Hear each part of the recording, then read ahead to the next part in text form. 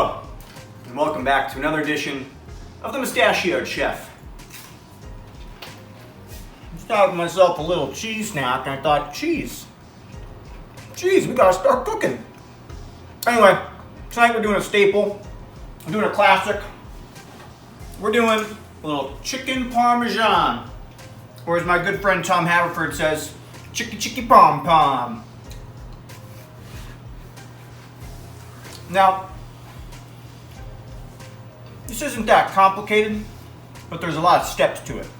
So, what we're gonna do, we're gonna bread the chicken, gonna get a little fry, hit it with the sauce, the cheese, throw it in the oven, and get ourselves some chicken parm. So let's get going. Of course, we gotta start with the wine. So, nice chicken parm calls for a nice Italian wine. And we're going with our friends over at District Winery once again. We're going with a Barbera. Now, Barbera, not as common as like Montepulcianos, Chiantis, things like that, but I love a good Barbera. So we're gonna start with that guy, and then we're gonna slice up our chickens, and then we're gonna get to work here. So let's get this going. Okay, we've got our chicken here, and as my sous chef just said to me, some big old chicken breasts. So what we're gonna do is we're actually gonna cut these guys in half.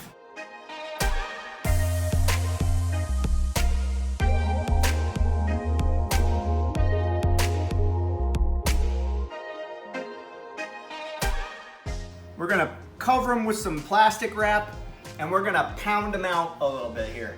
Now, I used to have a fancy meat pounder. I don't know where it is, so we're gonna be using our crab pounder. Any kind of mallet will work though. We're gonna pound it out. Now, the reason you pound it out is it breaks up what they call the connective tissue. And then once that's all broken up, it makes it a lot more tender and easy to cut and eat, and the finished product is very nice. So we're gonna pound these guys out.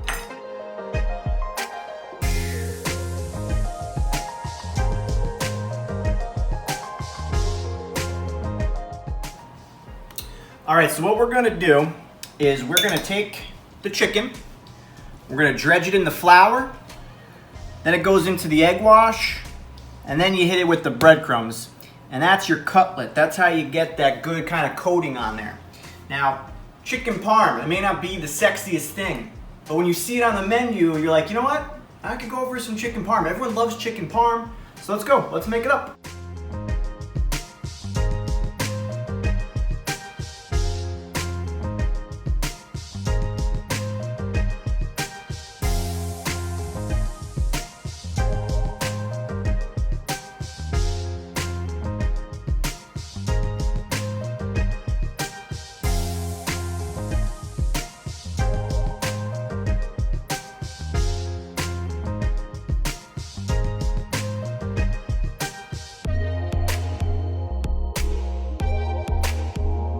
All right, next step, we've got ourselves a pan here with a little bit of oil. We're gonna pan fry them so that they got a nice crust on it. And then we're gonna take it off. We're gonna finish it in the oven. We're gonna let it melt down with the cheese. Now this is gonna be really hot, so you gotta do it quick as possible.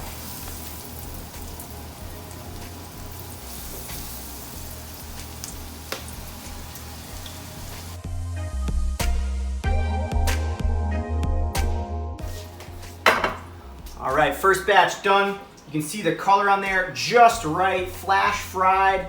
Now, it's not all the way cooked because we're gonna bake it in the oven to finish, but it's got a nice sear on it, a nice coating on it, and that's exactly what you're looking for here now. Okay, so you can see here, our cutlets are done. Got them a little fried, you can see the color in there, it's nice golden brown. Some of these got a little crispy, but that's kind of how I like it, a little extra bite on there. Now what we're gonna do, we're gonna top it with the sauce. We're gonna put our little cheese on and into the oven, let it all finish and come together, and we're gonna eat the little chicken Parmesan.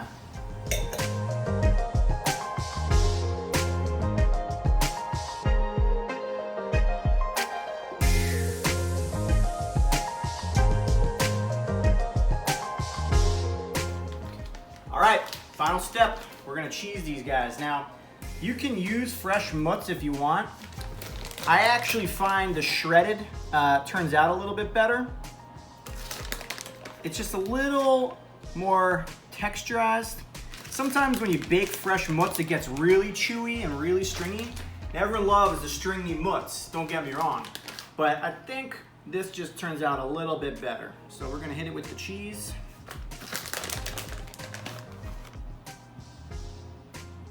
And you can over cheese. So don't put too much of the mutts on, which is sacrilege. I never thought I would say that, but you can do it. Chicken parm always makes me think of one of my favorite restaurants in Little Italy in the Bronx on Arthur Avenue called Dominic's. One time I went there and there's no menus. You just gotta kind of see what's good that day. And I said, I'll have a chicken parm. And the guy looks at me and he goes, "Kid, you don't come to a place like this for chicken parm. You want a dish with chicken on it?" I was like, "Yeah."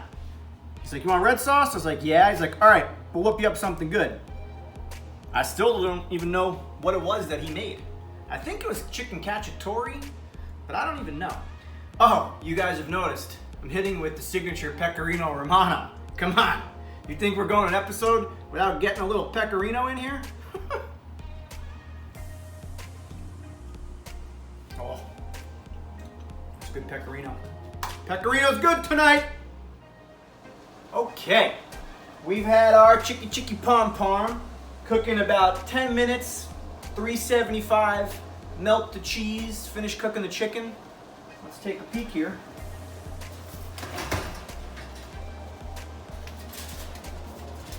Oh, Billy, look at that. Take a look-ee-loo at that. Ah.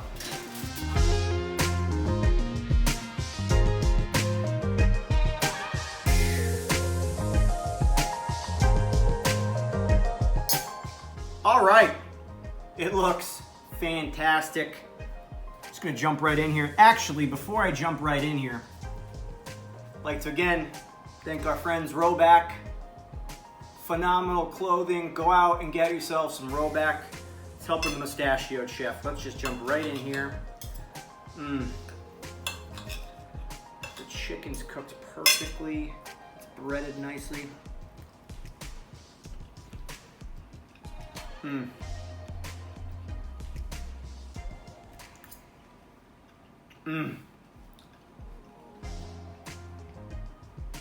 Mustachioed Chef did it again. Did it again.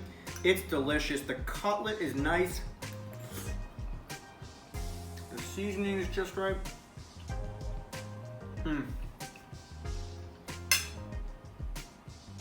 8.5. It's fantastic. Okay. I am excited to try another round of Ryan's famous chicken parm. He loves making this. Chicken parm is one of his favorite things, and just any kind of parm, eggplant parm, chicken parm, but this is one of the dishes he does the best. So.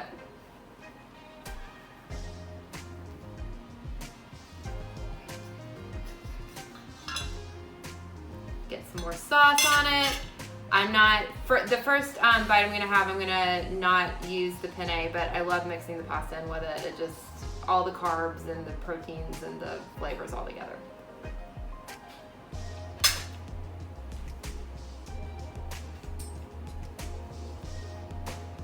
Excellent.